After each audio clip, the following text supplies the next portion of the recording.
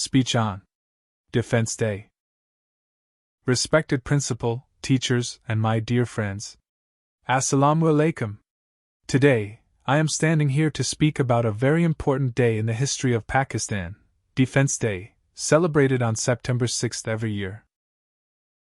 On this day in 1965, our brave armed forces and the people of Pakistan defended our beloved country against enemy attacks.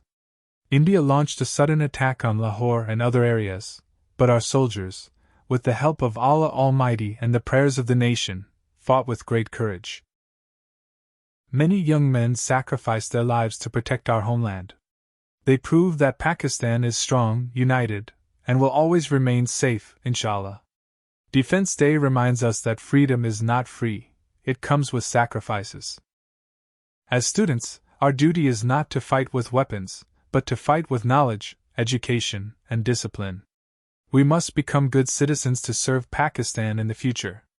Let us promise today that we will always love our country, respect our heroes, and work hard for the progress of Pakistan.